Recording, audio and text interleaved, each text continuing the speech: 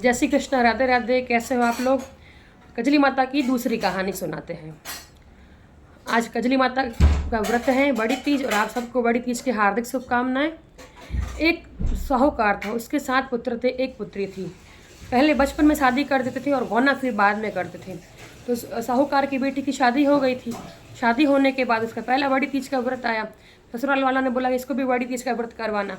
तो भाइयों को दुख हुआ कि हम करवाएंगे तो हमारी बहन भूखी ना मर जाए, कुछ हो ना जाए। तो फिर भी उसने व्रत किया। जैसे शाम होने लगी तो बहन सुस्त पड़ने लगी।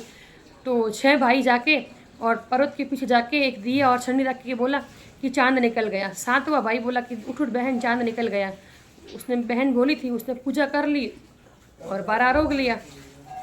जैसे उसने 12 आरोग, उसके ससुराल से समाचार आ गए कि जल्दी भेजो आपकी बहन को, उसके पति की वहाँ मृत्यु हो गई। तो उसकी माँ ने जाते समय बोला कि तू जा रही है ना, तो ससुराल जा रही है ना, जाते समय जाए ना, जो भी वहाँ हो उन सबके पैर पड़ना। बोले छोटा मोटा कोई भी हो, सबके पैर पड़ना। तो उसने बोला ठीक है, और अगर तेरे को कोई बोले अमर सुहाग रहना, अमर सुहाग, तो तू पति को जलाने मत देना। तो माँ को पूरा विश्वास था कि कजली माता के कारण ये सब मेरे बेटा ने किया है, इसलिए कजली माता का ये कोप हुआ है। तो बेटी ससुराल गई और जाते ही सबके पैर पड़ने लगी। सब लोग बोले ये क्या कर रही है, पति की लाश पड़ी और सबके पैर पड़ रही है। उसने सबके पैर पड़े। एक उसकी जेठ की लड़की छोटी पालने में सो रही थी, उसके भी पैर पड़ी। तो उसने बोला अमर सुहाग रहे। तो उसको माँ की बात याद आ गई और उसने जाके सबको बोला पति को जलाने नहीं दूंगी मैं। सब बोले पागल होगी। तो बोले नहीं, मैं जलाने नहीं दूंगी। पति को लेके निकल गई बाहर, गाँव के बाहर जंगल में, और वहाँ गई।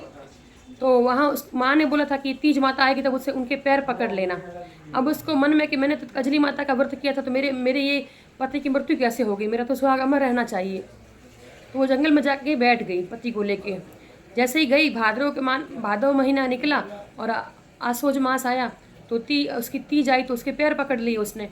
तो बोले मुझे मेरा सुहाग दो। बोले मैं तो तीज नहीं हूँ, मैं तो श्राद्ध पक्ष की तीज हूँ। जो आज 10 दिन खत्म जो लोग होते हैं उनके लिए खाना रहता है, मैं नहीं। जो मेरे से अगली आएगी उसको बोलना। उसके बाद फिर तीज आई, तो नवरात्रि की तीज आई। तो माता जी बोली मैं तो नवरात्रि की तीज हूँ, इसके बाद की आएगी वो बोलना। आसोज निकला, कार्तिक महीना आया। कार्तिक महीने में तीज है, तो बोले मैं तो तीज, मेरी दिवाली की तैयारी होती मेरे से चालू, इसकी आगे किया उसको बोलना। कार्तिक बाद मुक्सर, पो, माँ, ऐसे करते करते फागुन, चैत आया। चैत की तीज आई तो उसने बोला मैं तो गणगौर हूँ, मेरी आगे की तीज आएगी उससे मांगना सुहाग। तो गणगौर निकल गई चैत। उसके बाद वैशाख में अक्षय तृतीया आई, तो उसके पैर पकड़ लिए।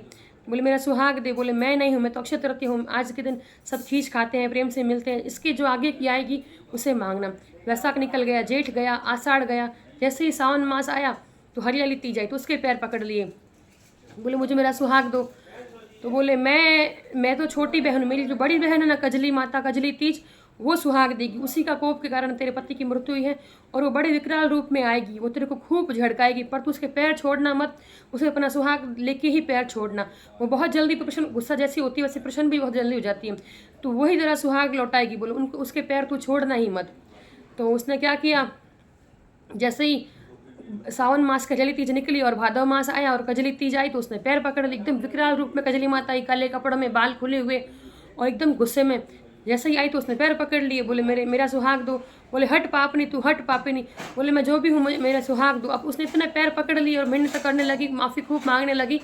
कजली माता को दया आ गई, कजली माता उसके ऊपर प्रसन्न हो गई और उसको सुहाग दी। उसको बोला तेरा अमर सुहाग, और तेरे भाइयों ने गलती की थी उसके कारण तेरे पति की मृत्यु हुई। वो बोले मेरी भाइयों की गलती है, सच्चा मुझे क्यों दे रहे हो, मैं तो पूरी श्रद्धा से आपका व्रत किया था। तो कजली माता ने उसकी श्रद्धा देखकर उसे अमर सुहाग दिया, उसके पति को जीवित किया। ऐसा ये साल पूरा निकला तो वापस पति को लेके और गांव में आई, और गांव वालों को बोला बाहर आके कि मेरे ससुराल जाके बोलो कि बेटा बहू आए, उनका स्वागत करो। अब ससुराल वाले परेशान थे कि देखो बेटे का अंतिम संस्कार भी नहीं कर पाए। तो उन्हें बोला कि बहू तो हमारी पागल हो गई, सब लोग मजाक कर रहे हैं। तो बोले नहीं नहीं, सच में आपकी बहू बेटा दोनों आए हैं। वो जाके देखे तो सच में बेटा बहू दोनों खड़े, और पति की कंचन काया और बहू के 16 श्रृंगार किए हुए। तो बोली ये क्या हो गया। बोले कुछ नहीं, मेरे भाइयों के कारण कजली माता का कोप हुआ था, और मैंने फिर आज कजली माता से अपना सुहाग मांगा। कजली माता की मैंने आज उपवास करके कजली माता से मेरा सुहाग मांगा, कजली माता ने मुझे सुहाग दे दिया, और उनकी कृपा से मैं आज वापस हम दोनों आपके सामने खड़े हैं। इसलिए कजली माता सबके ऊपर खुश रहे, सबके ऊपर तुष्ट मान रहो, सबके ऊपर रुष्ट माना रहो। उसको जैसा अमर सुहाग दिया उसे सबको अमर सुहाग दे। उसके पति की जैसे मृत्यु हुई और उनके भाइयों के कारण, वैसा किसी के भाई ना करे, और कजली माता सबका सुहाग अमर रखे। जय श्री कृष्ण, राधे राधे, खम्मा गणिसा। और सभी को बड़ी तीज की हार्दिक शुभकामनाएं। सबका सुहाग भगवान बनाए रखे, सुख सौभाग्य समृद्धि बनी रहे। जय श्री कृष्ण, राधे राधे।